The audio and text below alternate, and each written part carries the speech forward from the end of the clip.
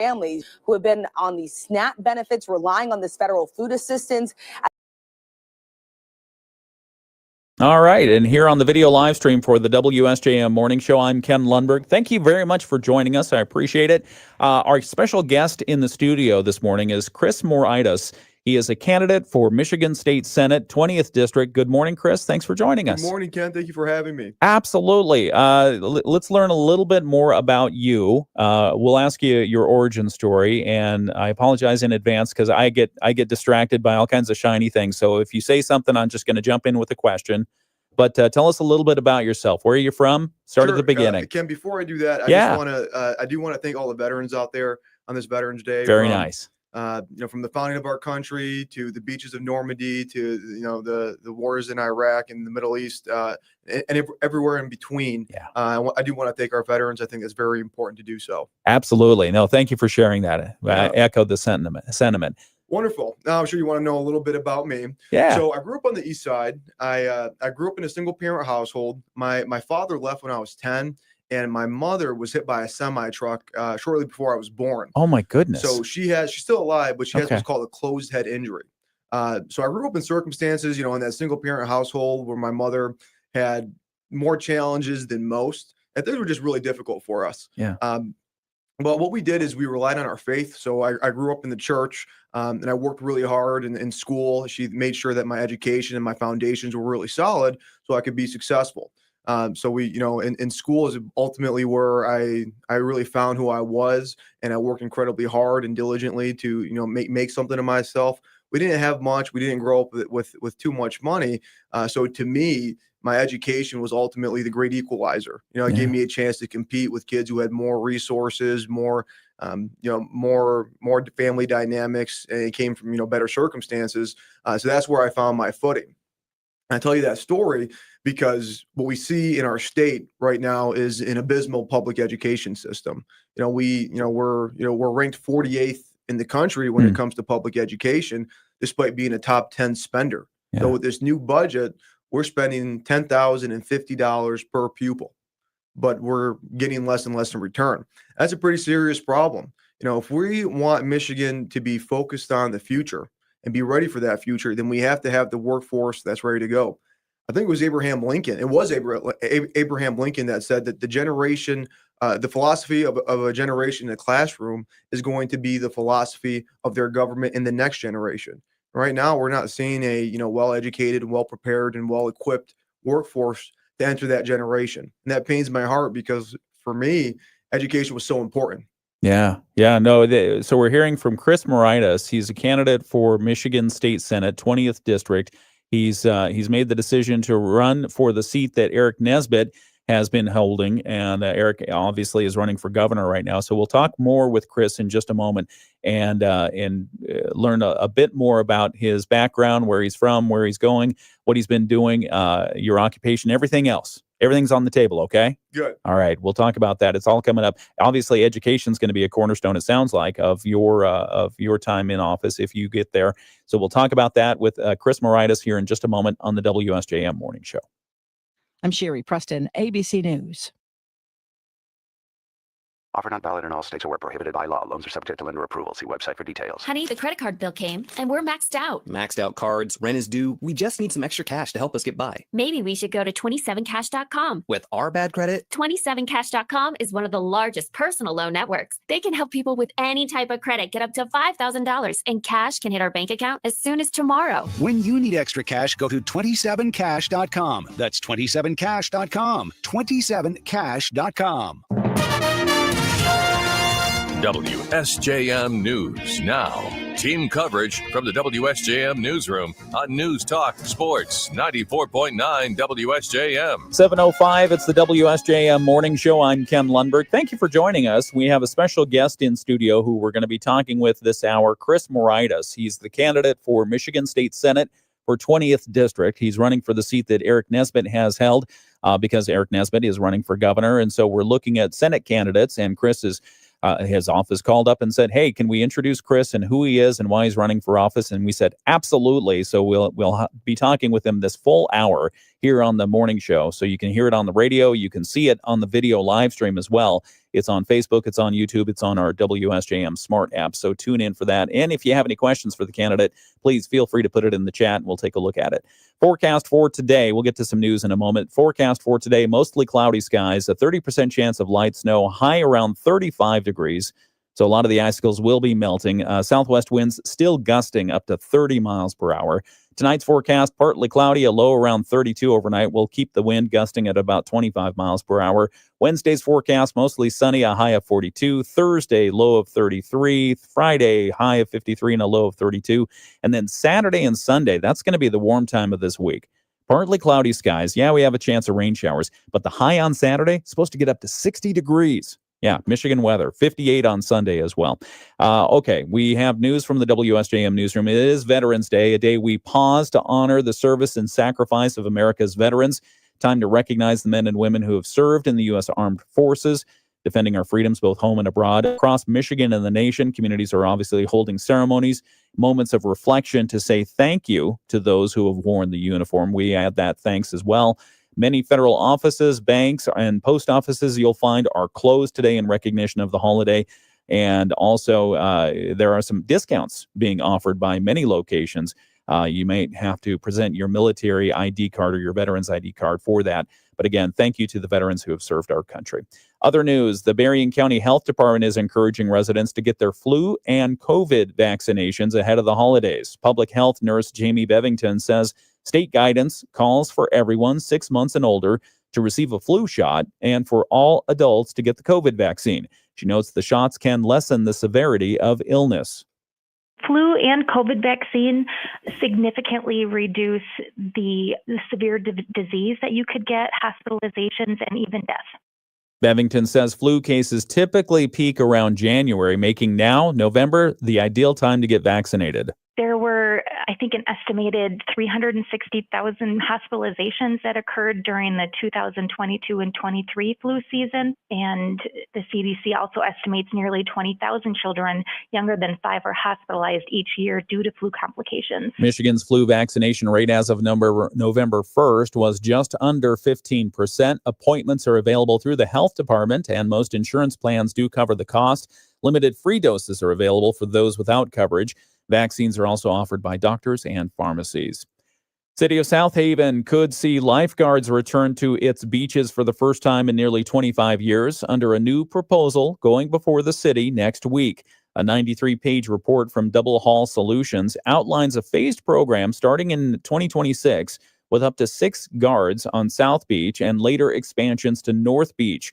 Consultants estimate the first phase would cost nearly $482,000. The report says attorneys for the city and its insurance provider now believe that adding lifeguards would not significantly increase legal risk compared to the current swim-at-your-own-risk approach. Funding options include beach parking revenue, resident passes, and sponsorships, and city council members are expected to review that proposal in depth starting next week. And finally, food insecurity is coming into sharper focus as the holidays approach. Following the government shutdown and disruptions in SNAP benefits, nearly 42 million Americans rely on that program, including about 1.4 million Michiganders. Michigan State University food economist Dave Ortega says the cost of holiday staples continuing to climb. Wholesale prices for turkeys are forecasted to be about 40% higher than last year. But it's important to keep in mind that the actual price that we pay for at retail is forecasted to be significantly lower than that. Ortega says retailers are offering steep turkey discounts to draw in shoppers, and many are expanding their promotions to help families stretch their budgets. Beef prices have reached record highs. We're looking at them being more than 18% higher than they were last year. Things like potatoes, yams, squash, we've only seen very moderate price increases there. Chocolate is sort of at record high prices. We're looking at a global cacao shortage. The USDA projects overall food prices will rise about 3% in 2025, Ortega recommends planning ahead, opting for store brands, and sharing costs through potluck-style meals to keep celebrations affordable. That's a look at some of the local news that we're covering in the WSJM newsroom. We have more to talk about. We'll be talking this hour with Chris Moraitis. He is a candidate for Michigan State Senate for the 20th District. Let's talk a little bit with him this morning. Once again, good morning, Chris, and thank you for joining us. Thank you for having me. Absolutely. And for those who weren't at the beginning of the video live stream, give us a little bit of your origin story. Start at the beginning. Tell us where you're from and what you're doing. Yeah, absolutely. I'm running for State Senate District 20, which covers Berrien County, part of Van Buren, Allegan, and then part of Kent County, Byron Center, so Byron and Gaines Township. So I grew up in a single-parent household. My father left when I was 10. My mom was hit by a semi-truck, so she has what's called a closed head injury. Yeah. So I just grew up in in otherwise unfortunate circumstances. The environment was just tough, not impossible, but I look back in my life, and I thank God that I had those challenges, and that my mother and I were able to get through them together. As I mentioned previously, education was a big part of my life. Yeah. And if it wasn't for focusing on school and really working hard in that endeavor, really my first time where it was the great equalizer for me. The first time I could challenge myself and be challenged by my peers to be successful. I wouldn't be sitting here before you talking about education and education reform and getting our kids educated. I'll go a little bit deeper. Yeah. So after I finished high school, I ended up going to college, and I went to Michigan State. I studied political theory and constitutional democracy. I also got a minor in a business cognate, but that's where more importantly than that, that's actually where I met my best friend. And I met her, and we were friends for many years. And finally, she agreed to go on a date with me. Which after many years, you said? After many years, yeah. Okay. Persistence pays off. Yeah. And eventually, we got engaged and we got married, and she's from the west side of the state. So I moved over to the west side, and then I moved to Paw Paw, and this is my home. The west side is the best side. Yeah. And I plan on living here for the rest of my life. So from there, I did go to law school at Michigan State with my wife, and when I passed the bar exam, I actually moved to Paw Paw and started working for what would have been my grandfather-in-law. I was working for him part-time during that summer as I was studying for the bar exam. And I decided, you know what, I am going to go work for him full-time. And it's exactly what I decided to do. So I worked for him for about a week. Then that next week, unfortunately, he passed away. Oh, sorry. So, and there wasn't too many attorneys that were there. I mean, it was me. Yeah. And without too much business experience and without too much, legal experience, basically I was, caught between, taking over this law firm and making sure that we succeed, or, not and watching it fail and be sold, or, whatever the case was. Yeah. So, in the early days of my life, in my adolescence, when I was really young, to my professional career, the common thread was that failure was never an option. Had I failed in my academic endeavors, or had I failed in my business endeavors, then there was no safety net. There was no one was going to be there to catch me. So that's why I had to be so successful. And yeah, our law firm, we're 50% revenue year to date from last year. That was from a 30% revenue increase the year before. So, we're finding our footing. That's just indicative of the fact that we're out in the community. We're talking to the people, and we're working really hard. But the common thread of failure not being an option is incredibly important, because right now, we're in a spot where failure is no longer an option. Our last decade was a lost decade. We didn't get too much done, and it's an unfortunate reality. And this next decade is incredibly important. I mean, it is beyond important. I can't stress this enough. We are seeing right now a revolution in technology. This is unprecedented. This is as big, if not bigger, than the advent of the internet. With AI, with automation, with genetic engineering and all these emerging technologies, data centers, taking a hold in our state and in the country, and these emerging technologies that we don't even know exist yet. We have to be ready for that future. Back in the 1920s, 30s, 40s, Michigan was not just the manufacturing hub of the country, but of the world, because we were forward thinking back then. Right now, we've lost that forward-thinking mentality. We're not prepared for the future, and we need to be, because if we're not first, then we're last. We need to emerge as the global winner of these emerging technologies. And in order for us to do so, we have to be prepared. How do you get prepared, you ask, Ken? Well, what do all of these what's the common thread? What's the common theme with all these new technologies? What do they require? They require a tremendous amount of energy, way more energy than we're producing right now. We have enough energy to heat our homes, although with the Green New Deal, our energy prices are going to go up about $2,700 a year. But nonetheless, these emerging technologies are going to require a lot more energy. So we have to be energy abundant. So in order to be energy abundant, we can't limit the amount of energy that we're producing. So that means we cannot just only rely on renewable energies and phase out fossil fuels, natural gas, or nuclear energy by 2030, because we won't be prepared. We have to be prepared. So it's part of my endeavor, part of my policy priority to make sure that we become an all the above energy state, so that we have all the different types of energy, that we're energy abundant, so that your home prices, your gas prices, your electric bill can go down. Meanwhile, we're transitioning to the future technologies that are going to put Michigan back on the map and make us number one. Yeah, let's pause there. This is a good place to take a break. We've got to get to sports on the radio. We're talking with Chris Moraitis. He is a candidate for Michigan State Senate 20th District. We're going to dive into his agenda here in just a couple of minutes on the video live stream. We'll continue the interview here on the radio. We've got sports. All right, back on the video live stream. All right, so you unpacked a couple of good things there, and thank you for the introduction. Education and energy. So education, what would you do from the Senate seat to help with Michigan's education situation? That's a great question, Ken. And quite frankly, the United States is in a very interesting situation. We have a unique perspective because we have 49 other states that we can look at and see what the policy failures are and see what the policy successes are, and use that empirical evidence to formulate our own plan. Right. So we see what's happening in Missouri. And Missouri, what they did, which I thought was incredibly interesting and something I'm very focused on, is more parental control. So instead of giving power to the school and to the bureaucrats, we give the power back to the parents. And the parents were able, who loves their kid more than their parent? Who's more invested in their kid than their parents? So more parental control, giving the parents the opportunity to put their kids in a certain school or educate them the way they want to be educated, and giving the parents the resources and the tools that are necessary to educate their children adequately. Not only that, is more fiscal responsibility. So we're spending a tremendous amount of money in our education system. Per pupil, like I said, it's a little over $10,000, but that money is not necessarily going to the pupils. It goes to the Department of Ed. It goes to the bureaucrats. It goes to the higher ups. It goes to salaries, which you got to pay salaries, but a lot of that can be cut.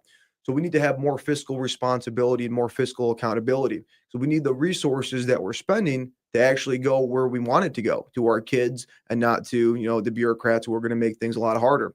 So more parental control, more fiscal responsibility, I think, are incredibly important, and that's just coming out of Missouri.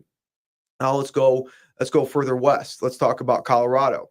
Right, Colorado, what they did again, which I thought was incredibly interesting, when they graded their schools on performance, they, let's say, for example, we have a school system that's ranked 10%, right? Obviously, it's a failing school. It's only 10%. It's the bottom 10%.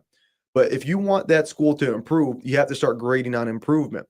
So let's say the next year, we implement some reforms, more parental control, more, fiscal responsibility. And then the school next year performs, from 10% to 15%. Although they're still failing, they're still a failing school, they're bottom 15, we've seen a 5% increase.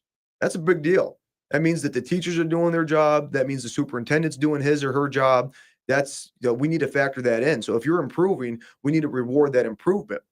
But it works both ways. So if you're not doing well, or if your school is falling behind, you go from a 15% to a 10% school, you're failing, but you're failing twice because you've actually declined in your test scores. And I don't know when the last time Michigan fired a superintendent, but we have to have more accountability. 3 strikes and you're out. If you can't perform well, if you can't raise your scores, if you can't improve, even with the state's help or with our help or with the budget increase, then we got to get you out of there and get somebody who's going to be more competent and doing the job. And that accountability, whether it's fiscal or personal, We have to have that in our schools. I think that's where we see the improvement, along with more parental control. So whether it's charter schools or private schools, and making sure that the resources are available, and again making sure that we're watching for progress or decline and then acting appropriately. Would you then affect their budgets based on how they perform in the state tests? That's an interesting question, because the less money Let's put a pause on that for just 1 second. Sorry, I've got to get us back on the radio. Sure. We'll be right back. It's the WSJM Morning Show. Partly cloudy skies today, breezy and cold. High temperatures around 35. Wind chills will be in the 20s all day. We still have a chance of snow today, but we're mainly talking a few flurries. Partly cloudy tonight. We drop down to 32. And then for tomorrow, lots of sunshine. Highs return around 42. We'll be back in the upper 40s and low 50s for Thursday and Friday. I'm meteorologist Carrie Peugeot. The Morning Show with Ken Lundberg on WSJM. 721 WSJM Morning Show continues on your Veterans Day. It's November 11th, Tuesday, November 11th. And again, happy Veterans Day to those of you. Thank you for your service. We're talking with Chris Moraitis. He is a candidate for the Michigan State Senate 20th District. We were just diving into some of the education questions that you're raising, Chris, and we appreciate the conversation. Tell us a little bit more. So one of the things that you were pointing out on the video live stream was there are some states who are using innovative solutions maybe to get at the problem in the decline of education, quality of education. And what you're talking about here now is, or at least the question, you're responding to the question of how should we hold schools? You're asking for more accountability. How should we hold schools more accountable from the state level as far as budgets are concerned?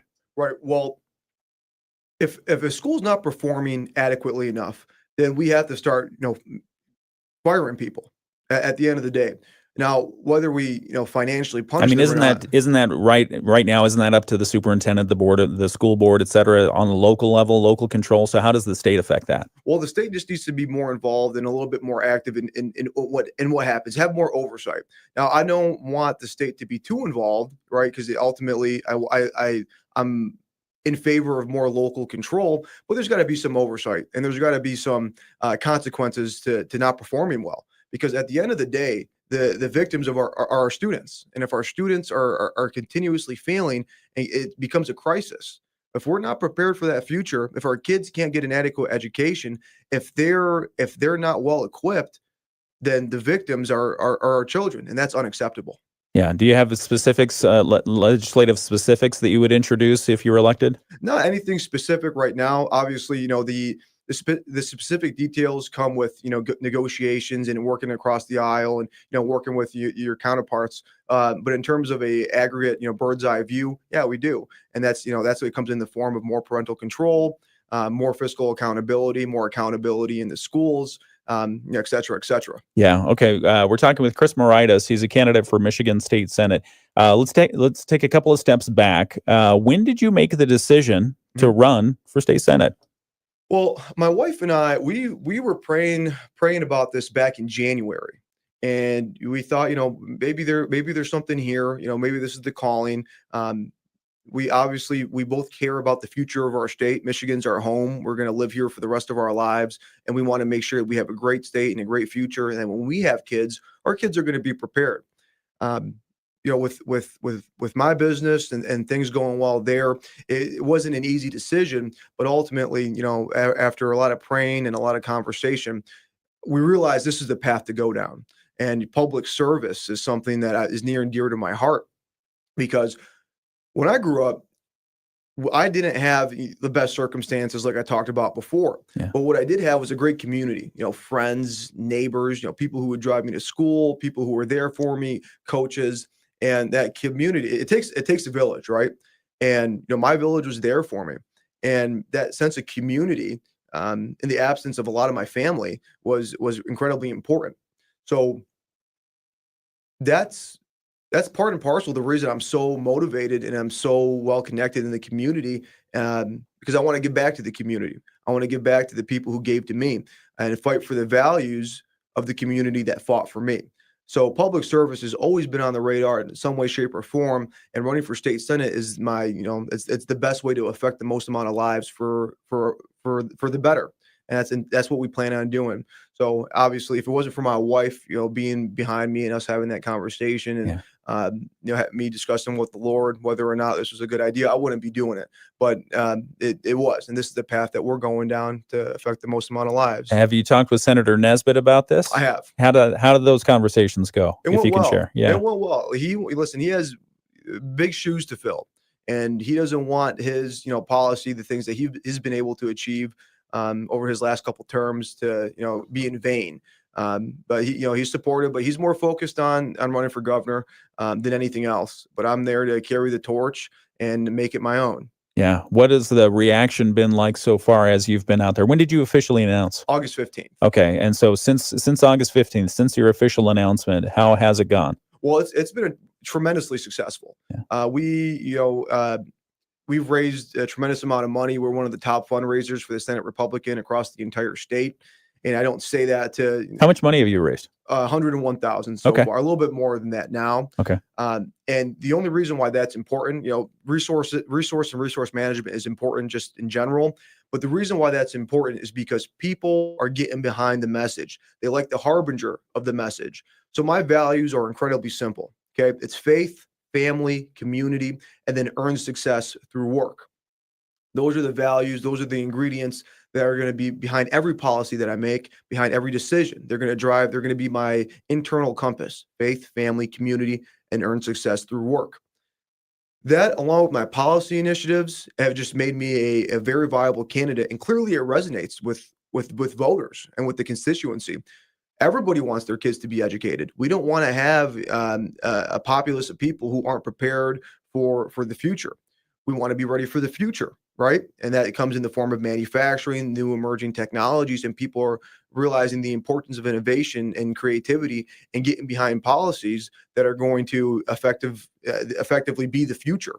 In conjunction with that, they see my work ethic. They see me out in the community talking to people, learning what the problems are, learning what people are really concerned about, and addressing those issues, doing my research, doing my due diligence, following up on it. And that's the reason why we've seen so much success. It's been a combination of, good values, hard work, getting out there in the community, along with good policy initiatives that people are rallying behind. Yeah, and I assumed people would know, but I'm gonna ask you. So you're running under a party. You're running for the Republican nomination, yes. And how many Republicans in the race so far? Me and one other person. All right. You gonna have any debates?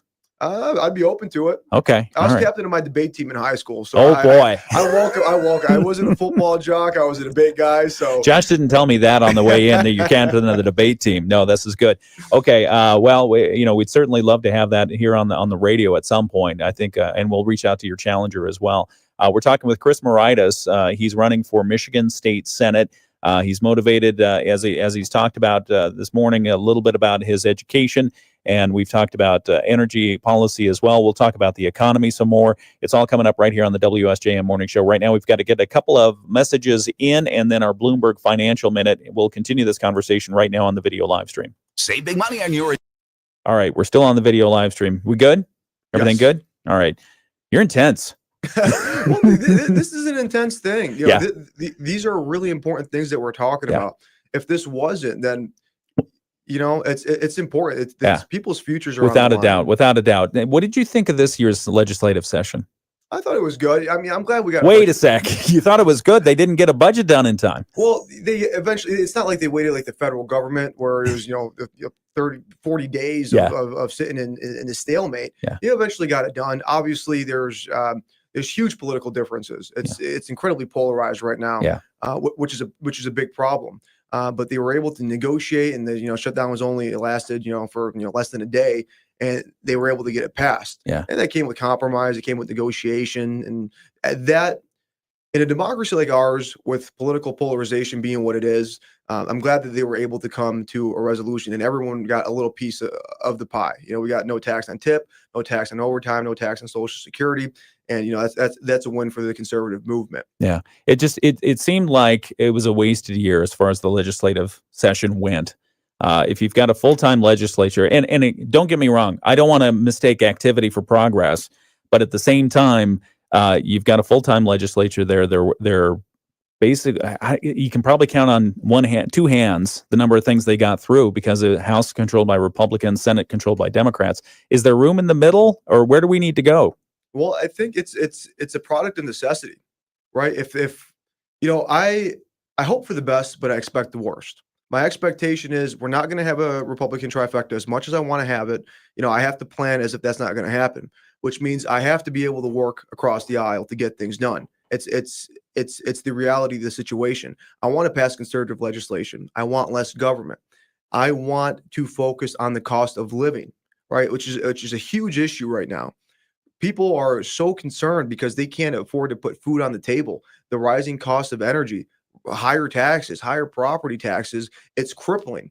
In the last 7 years, the budget has ballooned by 43%. Has your paycheck gone up by 43%? Oh no, I wish. Neither was mine. And with all the increasing cost of living, people are absolutely struggling. Meanwhile, the government is picking winners and losers. People who lobby harder, people who have inroads in the government are being chosen the winners in this economic battle, which is completely unfair. People who play by the rules, who work hard, are being punished, and they need to have somebody who's fighting for them. That means less government. That means more free market economics. That's how you get that done. That means lower taxes, put more money into the hands of the working person. So yes, in government, is there room for that? Yeah, there is. People want a better cost of living. We can agree on the end goal, and how we get there is going to be painstaking. But that's why you need somebody who's intense. That's why you need somebody who cares. That's why you need somebody who understands that failure is not an option and that you have to get it done no matter what. And being in Lansing, staying as long as you need to get the job done is the mentality that I bring. And I mean intense in a good way. Good. Yeah. All right. We'll be right back. We're talking with Chris Moraitis. He's a candidate for 20th District State Senate for the seat that Eric Nesbitt is currently holding. We'll be back in just a moment here on WSJM. It's slowed in October for the first time in 3 months. I'm John Tucker, Bloomberg Radio. The Morning Show with Ken and Friends on 94.9 WSJM.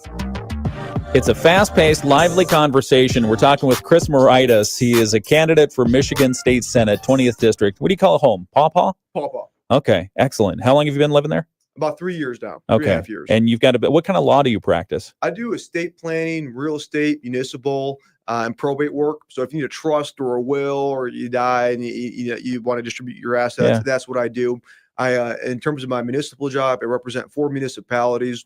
So I work with supervisors, trustees, clerks, treasurers, all across the board to pass different policies and to help just make sure that they're moving on the right track. Would this be the first elected position that you've held? This would be publicly elected position. Yeah. Well, I am a member of the DDA, that's elected position, but it's internal elections. Okay. In terms the of Downtown Development Authority for Pawpaw. Yes, sir. Okay. And so we're talking with Chris Moraitis. He is a candidate for Michigan State Senate, 20th District, talking about his motivations. I'm going to ask you about Axe My Tax. Sure. So we'll talk about that coming up in a couple of moments. Folks, I think are familiar with that, but we'll talk about it here in a few moments. We've got to get to some news. We've got the latest world and national news from ABC, our local news. It's all coming up next here on WSJM. ABC News, I'm Sherry Preston. On this Veterans Day, the U.S. Army guards the tomb of the unknown soldier at Arlington National Cemetery, maintaining their vigil. There will be a service later this morning. President Trump will lay a wreath and is expected to deliver remarks. The Senate last night passing the bill to reopen the government. On this vote, the ayes are 60, the nays are 40. The bill as amended is passed. ABC's Jay O'Brien on House Speaker Mike Johnson's next steps. It has pretty good chances in the House if Johnson can hold the entire House Republican conference together. Every single Republican voted for the last temporary government funding measure, which kicked off this fight in the Senate. Family of some of the campers and counselors who died in the Texas flooding at Camp Mystic over the 4th of July are suing. They say the camp didn't take the threat posed by the rising water seriously and put profits over the safety of the campers. The camp's executive director also died in the flooding. This is ABC News. WSJM News Now. Team coverage from the WSJM Newsroom on News Talk Sports 94.9 WSJM. It's 7:35. It's the WSJM Morning Show. I'm Ken Lundberg. Happy Veterans Day, Tuesday, November 11th. And we have some of the news that's coming up from our WSJM Newsroom just after 8 o'clock. The longest government shutdown in U.S. history appears to be nearing an end. U.S. Senate voting last night to approve a bill to fund the government. It's now moving over to the U.S. House. We'll hear from Michigan's U.S. Senator Alyssa Slotkin and Area Congressman Bill Huizenga here in just a few moments about their reaction to the progress. Also in the news, Salvation Army in Benton Harbor has launched its annual bell ringing campaign to support its shelter and food bank. Also in the news, the city of Buchanan has an interesting request for its shop owners in downtown. You know, they've been doing a lot of work to rebuild the infrastructure in Buchanan. A lot of people have had a lot of opinions about it, especially on social media. Well, the city of Buchanan is now asking, don't salt the sidewalks this year because it's going to stain the cement. So we'll talk about that and remind you what to do instead. That's coming up here on the WSJM Morning Show. It's 7:36. We're continuing our interview with Chris Moraitis. He's running for Michigan State Senate. That happens right now on the video live stream. Okay, back on the video live stream. I asked you, or at least I warned you that we were going to be asking about what you do in your personal time. I'm curious, what do you do in your personal, what do you do for fun? The limited amount of personal time I have, because I do love working. I really do enjoy it. But what I do on the side, I love to work out, lift weights, and go for runs. That and I do, I play a lot of games on my phone. My favorite game all time I played literally every single day is chess. It's just one of those things where that's a tough one to play on your phone, isn't it? Believe it or not, it calms me down. Okay. Yeah, because it's one of those things where there's so much to do in a given day, whether it's work, whether it's campaigning, whether it's meeting with the constituents. Playing a game of chess is just simple. Who you play against? Anybody, just online. Okay. Yeah. So like real people most of the time? Absolutely. Okay, not AI? Not AI. AI is pretty tough. AI is too good. Yeah. Okay, I want to have some, it looks like you're using the Queen's Gambit. Yeah. So, that's good. Yeah. And I like to play sports. I don't watch too much TV anymore. But it's Gee, chess. why not? TV is so great. Yeah, it is. Well, radio's better. Yeah. Well, thank you. Very nice. I love the plug. It's good to see somebody with so much passion about what they do, and seeing somebody who's committed to that community service. So we appreciate that. Thank you. Absolutely. And so let's talk economy for a moment. What do you see as far as Michigan's economic opportunity? You mentioned a little bit about the data centers. We've seen legislation stalled that would give beneficial tax treatment to those companies that want to put their data centers in Michigan. We've also seen the other side of it, including right across the border in Indiana, where some communities are saying, well, wait a second, we thought this was going to be good. We thought this was going to be clean, green jobs, but instead it's using a lot of resources, both electricity and natural resources for cooling. So what's your view on that kind of movement to bring more of that industry to Michigan? Again, I'm not a fan of picking winners and losers. Giving the tax breaks to certain companies. In total, we've seen Michigan do that time and time again, and it continues to fail. We look at the Gosha plant that was an abysmal failure that didn't work. We have to let the free market do what it does, but we also have to incentivize the environment. We're surrounded by lakeshore. We have a natural coolant right on the lakeshore. We have an abundant amount of natural energy, in our ground. We have the ingredients to bring these companies in here, more than Indiana, more than the other Midwestern states. But we have to create the environment for these companies to want to move here and be successful. You said energy production is huge. It is an huge aspect to the technologies of the future. It is the single most important foundational thing that we need to have if we want to be ready for Michigan's future and these new emerging technologies. That means we have to be energy abundant. So minimally, the Green New Deal's got to go. It's got to go. The Green New scam has got to go. We're not going to be able to have enough energy for these projects. And if we do, it's going to require an exorbitant amount of money, and that's going to be funded by who? Who's going to foot the bill? It's going to be the taxpayer. We can't allow that to happen. When we look at the economy in the aggregate, what we're seeing is that people simply They can't afford to live. And we talked about inflation. We talked about taxes. Their taxes are going up all across the board. And it seems to me, especially with the Democrats, that if there's a problem that needs to be fixed, we talk about raising taxes, throwing money at the problem, and hoping that it gets solved. We continuously see it doesn't work. We have to find new solutions. That means more free market economics. That means creating the environment to be successful, and in all the above energy policy. Yeah, we've got 2 nuclear reactors, one that's up and operating, the other one that's about to get up and operating. The hopefully on track to opening this year. At least that's their hope. Would you see a future where we have more nuclear energy? I would say into the state. I would say so. Again, I mean, we're surrounded by shorelines. Yeah. Nuclear energy is the most efficient and most effective form of energy production that there is. The problem is that it requires a tremendous amount of startup money. That's a reality. Yeah. There's the other reality is, I mean, it is the best form of electrical output that exists today. And I know that they're working on creating more smaller nuclear reactors. Yeah. So that would offset a lot of the startup costs for nuclear energy.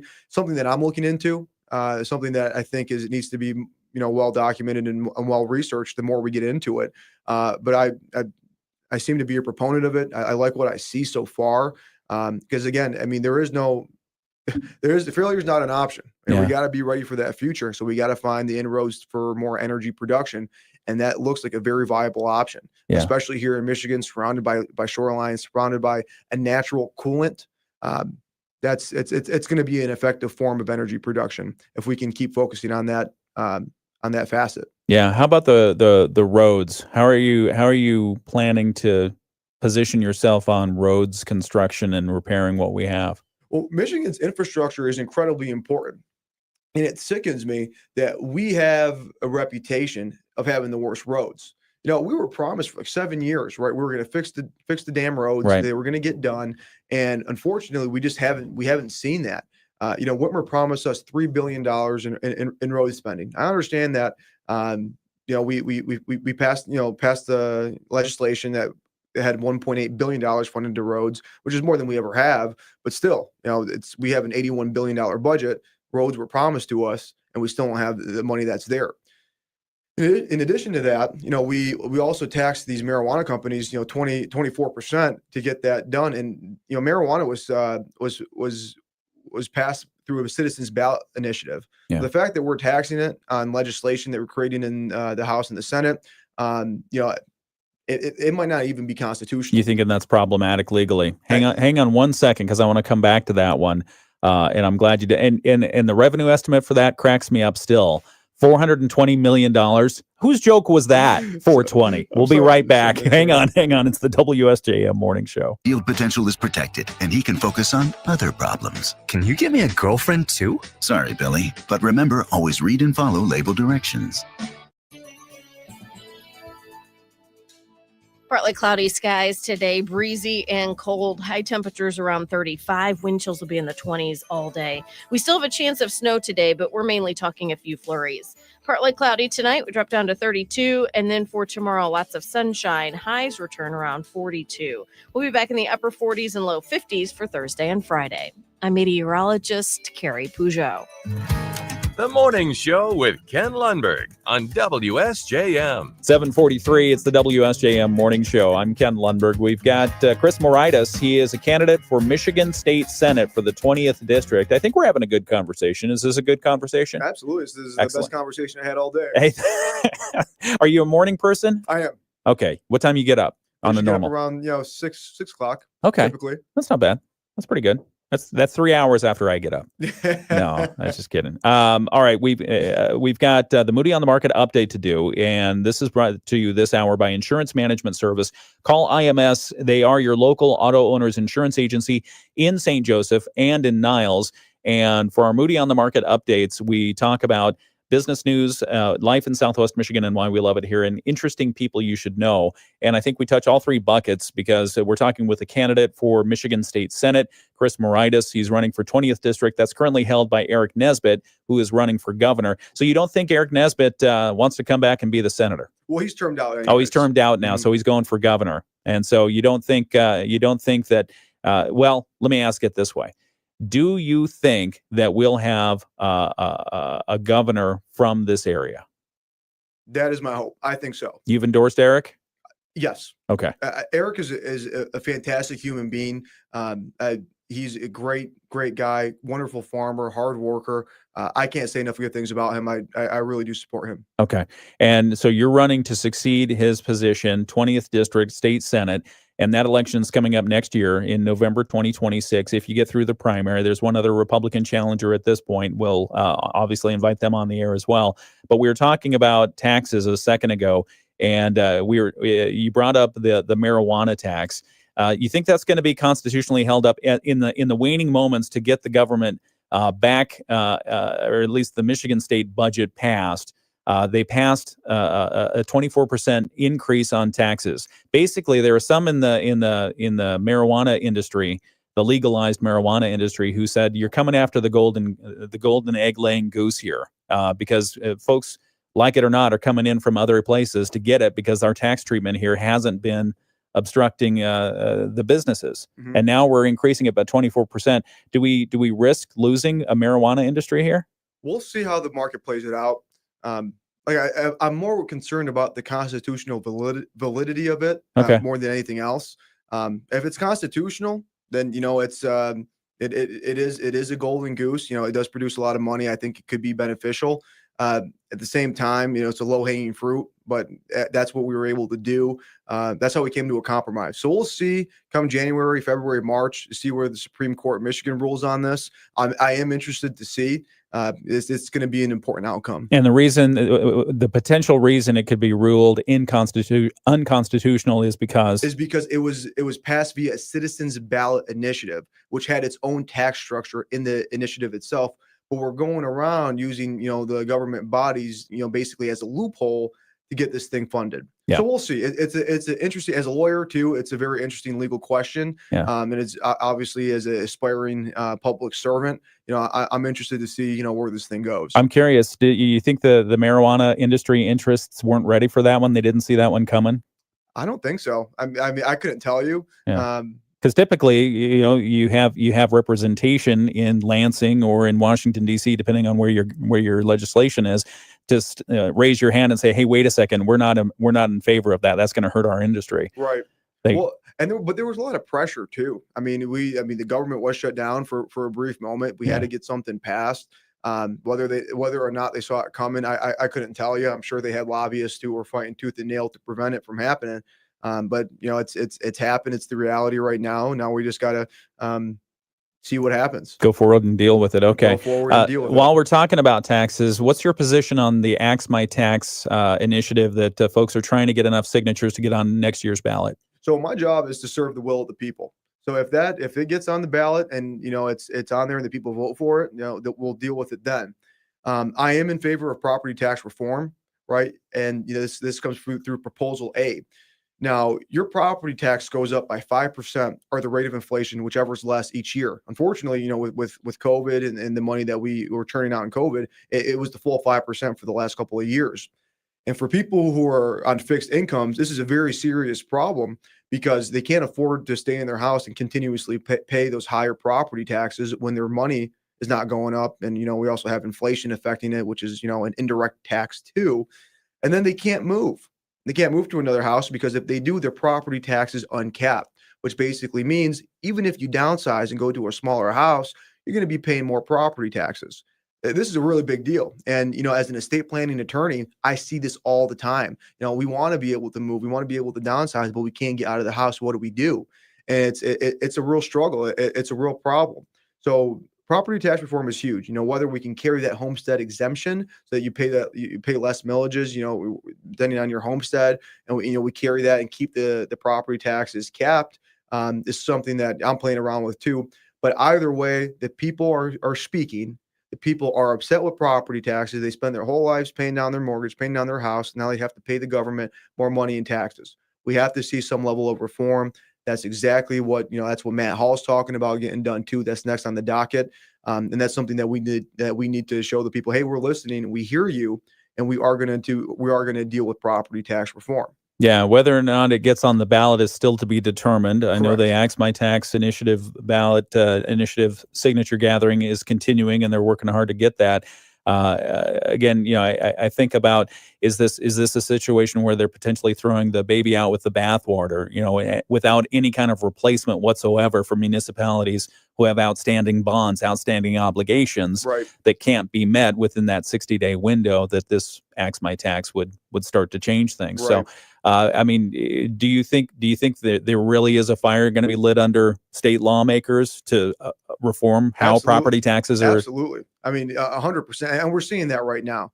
The people are speaking. I mean, this is the third or fourth time that they're trying to get Axe My Tax on the ballot, and that's just indicative of the fact that the cost of living keeps going up, inflation's going up, your paycheck's not going up, and now you have to deal with property taxes. It is people are incredibly upset with this issue. Quite frankly, they're pissed off, and I get it. So we as lawmakers, we got to address the issue. I mean, there is no ifs, ands, or buts about it, but we have to do it in a way that's fiscally responsible. We have to do it in a way that makes the most amount of sense to phase it in. We receive a tremendous amount of money through property taxes. The state of Michigan does. To eliminate it would be, as it sits right now, would be incredibly difficult.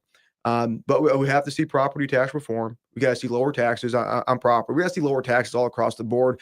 We got to see the budget go down. I mean, $81 billion is astronomical. It's ridiculous. It's gone up 43% in the last 7 years. I mean, it's just not it's not good. So we want to see those taxes go down. We want to see less government spending. We want to see less government in general, and more individual freedoms, and more people, and more power and more money in the hands of the working person. Okay, we're talking with Chris Moraitis. He is a candidate for Michigan State Senate, 20th District. The primaries aren't until next year, August or so. Mm-hmm. So you got a long road in front of you. We'll be talking about that here in just a moment on the video live stream. But right now on the air, we've got some messages to get to, and this has been your Moody on the Market update for this hour. It's brought to you by Insurance Management Service. Call IMS today. They are your local auto owners insurance agency in St. Joseph and in Niles. Rich Brandon Tara Halsey from Insurance Management Service. All right, back on the video live stream. So we've talked about education. We've talked about energy. We've talked about taxes and the state budget. Too high? $81 billion? Way too high. A lot of money. A lot of money. Let's see. $3 billion for roads. Trying to see what else. You been to Washington, D.C.? I have not. You haven't been to Washington, D.C.? No, you should go. It's a nice place. About it. Yeah, it's a real nice place. It's a swamp. They don't get a lot done there. No, it's we think we'll get the government shutdown going sometime soon. I think so. I mean, you thinking again, I coming back to what happened with Lansing this year. They knew they had a budget requirement to get a budget done by July. They didn't. They knew they had to get another budget deadline would hit them on October 1. They didn't get anything done by that time. We talk about the partisan politics. Would you support an effort to put teeth in a requirement that says state lawmakers, state legislature, you got to get your budget stuff done by July 1, otherwise you don't get paid? I would absolutely 100%. I think if you can't get the job done, and if you're not working towards that goal, then we have to have as public servants, we are on a higher. Our job is so important because it affects so many people. If we can't get the job done, then there has to be consequences, because the job that the people in government do affects so many people, and there are consequences to their actions or inactions. So if lawmakers are not acting appropriately and not getting their job done, there's got to be consequences, because the common working person, they feel it too. Just because you're an elected official doesn't give you any more rights. You shouldn't get any preferential treatment. If anything, you have a heightened sense of responsibility as a public servant to get it done. So that simply means, if you can't get it done, there needs to be consequences. I would be in favor of putting teeth in legislation that says you can't pass the budget, you don't get paid. Yeah. Who are your advisors? So I have my consultants. My mother-in-law was a state senator many moons ago, not many moons ago, but back then. So I looked to her for guidance and advice. Talk about your family connection there, if you wouldn't mind. Yeah, absolutely. So Tanya Shootmakers is my mother-in-law. We're also business partners together.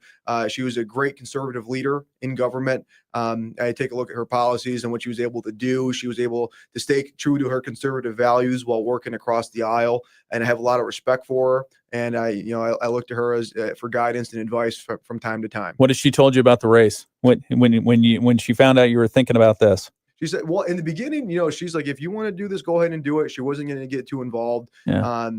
She sees my work ethic at the law firm and, going into public service and how important it is to me. And the harder I work, it just seems the luckier I get. And she's the harder I work, the more advice that she gives me on what to do and how to act and all that good stuff. But ultimately, I'm careful of this narrative because I'm not Tanya Shootmaker's son-in-law, even though I am Chris Moraitis. Yeah. And I want to be known as Chris Moraitis. I come with my own set of values, my own set of ideals, my own personal story. And I'm not running because of my family connection. I'm running because public service is important to me. And I think it's important that I make that note. Yeah. Have you secured her endorsement yet? Yeah. Okay, good. You laugh, but I mean, we've got Thanksgiving coming up. I'll Family. tell you this, yeah. Her endorsement, it doesn't come cheap. You got to work for it. Just because you're in the family doesn't mean you get a free endorsement. Yeah. You got to work for it, and I've worked to secure that endorsement and plenty of other endorsements too. Yeah. What are the first 3 things you do when you get in office? First thing I would do, and this is because of the polarizing way of politics. I'd sit down with each of the 37 other senators in my chamber and just have lunch, have a cup of coffee, get to know who they are, what their story is, what their values are, whether they're a Republican, whether they're a Democrat. I want to know who the players are, where they come from, and why they're doing what they're doing. Yeah. From there, again, I'm somebody who's ultra focused. Okay, education is important, and being ready for the future. So making sure that we're energy abundant are my 2 policy priorities right off the gate, and I'm not going to stop until they get done. Yeah. So that's what I'm going to be working on. Education and energy. Yes, sir. Okay. All right. We've got more from this interview. We'll wrap it up here in a couple of moments. We're talking with Chris Moraitis. He is a candidate for a state senate for the 20th district. It is the WSJM Morning Show. Back with more in just a moment. Along the shoreline from New Buffalo to St. Joseph, ensuring prompt and professional service when you need it most. Don't wait for a breakdown to address your furnace needs. Contact McGee's Heating and Air Conditioning today to schedule your tune-up and learn about the Care Club. Visit McGee'sHeating.com and feel at ease with McGee's. McGee's Heating and Air. Feel at ease with McGee's. Feel at ease with McGee's, your local Bryant Factory authorized dealer. From the Pat Moody Studios, this is WSJM-FM Benton Harbor, St. Joseph, a product of Midwest Family Marketing and Media.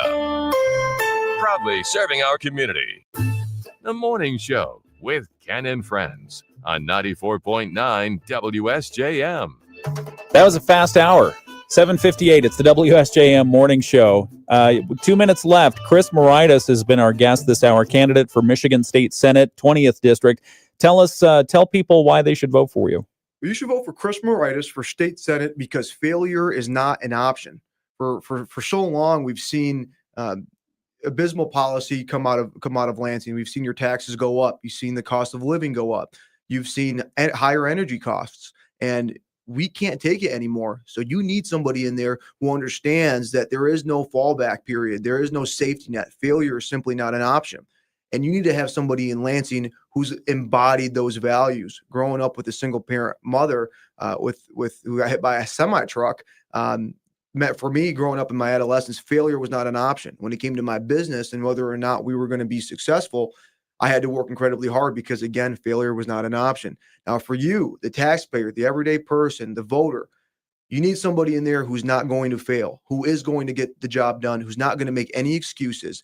And you need somebody who's rooted in their values. Again, my values are faith, family, community, and earned success through work.